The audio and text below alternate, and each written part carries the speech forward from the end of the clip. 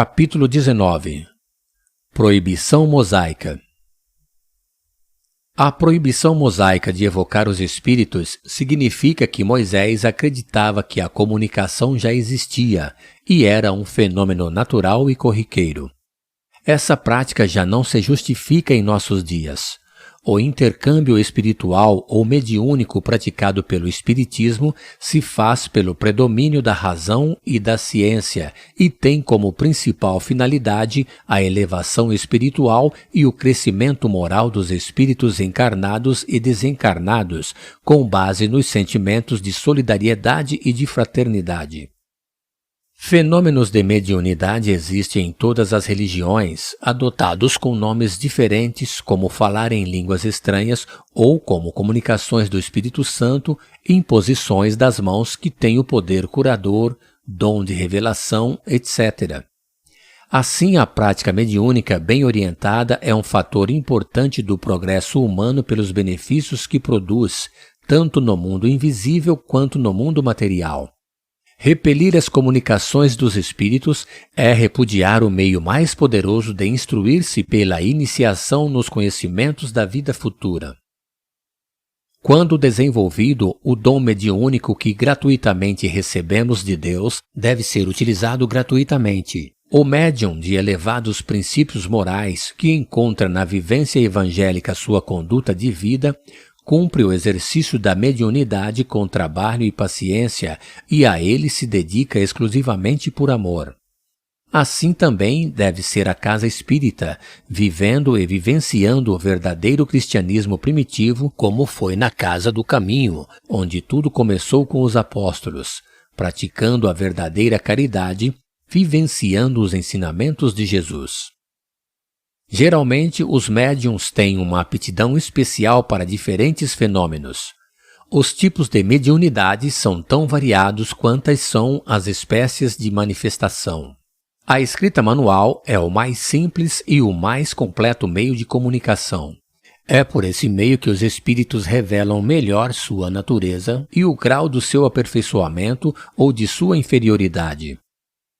Os espíritos evoluídos nos ensinam que o ser humano, que se liberta da matéria por não priorizar as futilidades mundanas e por cultivar o amor ao próximo, aproxima-se da natureza espiritual. A ética dos espíritos superiores se resume nesta máxima do Cristo: fazei aos outros tudo o que queríeis que os outros nos fizessem. Jesus transportou a árvore de seu evangelho da terra da Palestina para a terra do Cruzeiro. Essa árvore cresceu e deu frutos. Há muitas sementes para serem semeadas e esses milhares de grupos aqui reunidos terão o papel de levar essa semente para ser semeada nos 4 cantos da terra, através dos princípios básicos que o Espiritismo nos traz. Estrelas cadentes de espíritos nobres estarão voltando à Terra, vindos de mundos superiores, com o objetivo de alavancar o progresso moral e intelectual da humanidade. Assim também, a ciência abrirá a porta do entendimento, como já vem acontecendo. Um grande passo que a ciência deu foi ao descobrir que fazer o bem é bom para a saúde e que pensamentos maldosos, sentimentos negativos, carregados de cólera, podem provocar uma neoplasia incurável, antecipando a sua desencarnação.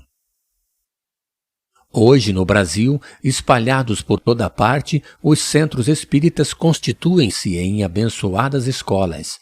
São centros de estudos, de fraternidade, de oração e de trabalho. Pelo volume de obras que realizam, tornaram-se também verdadeiras instituições sociais e assistenciais, que têm sempre presentes o espírito do núcleo básico. Núcleo de amor, onde o aperfeiçoamento individual é prioritário, porque leva naturalmente ao aperfeiçoamento social e da humanidade. A mensagem espírita hoje já não encontra tantas barreiras para penetrar os veículos de comunicação como outrora. Mesmo com o avanço tecnológico e científico, o homem ainda está muito longe de descobrir a dimensão do universo. Nosso sistema planetário, situado quase no final da Via Láctea, Uma galáxia onde existe aproximadamente 40 bilhões de estrelas na visão científica humana, pois na nossa visão espiritual há muito mais e existem outras em outras dimensões, onde o homem não tem recursos para penetrar, já que são matérias diferentes que não são percebidas pela visão humana. Mesmo assim, em nossa galáxia existem algumas estrelas tão grandes ou maiores do que o nosso sistema solar. Se o universo tem tais dimensões e se o número de planetas existentes conta-se pela ordem de trilhões ou mais, seria ingenuidade supor que apenas a Terra seria habitada por seres racionais. Segundo o Espiritismo, os mundos que gravitam o espaço infinito, em vários graus de adiantamento, encontram a adaptação adequada ao seu avanço. Dentre os mundos inferiores encontra-se a Terra, com suas expiações e provas, com seus extremismos políticos, intolerância ideológicas, fanatismos religiosos e injustiças sociais.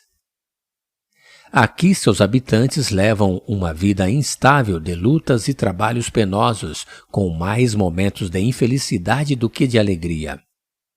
A época atual é de transição, época em que convivem os espíritos de vários níveis de adiantamento. Assistimos à partida de uns e à chegada de outros. A evolução é contínua. Em cada criança que nascer, ao invés de um espírito atrasado, inclinado ao mal, que antes nela encarnaria, virá um espírito mais adiantado e propenso ao bem. Por meio do trabalho humanitário, combatemos nossos medos e egoísmo. Por meio do diálogo, superamos nossas diferenças. Por meio da solidariedade, pomos em prática os ensinamentos do Cristo. Amai-vos uns aos outros como eu vos amei. Esta será a destinação da Terra, ser um planeta de regeneração. Continuando no seu progresso ininterrupto, o mundo e sua humanidade ascenderá a projetos mais altos até a perfeição a que todos os planetas e seres estão predestinados. No final do discurso de Davi, a reunião foi encerrada. Aquele grupo de espíritos iluminados seguiu felizes e realizados, na esperança de muito em breve serem chamados para novas jornadas no espaço e no tempo que não cessa jamais. A nossa equipe retornou à colônia espiritual Nova Esperança com a grande expectativa de assumir outros compromissos a nós solicitados.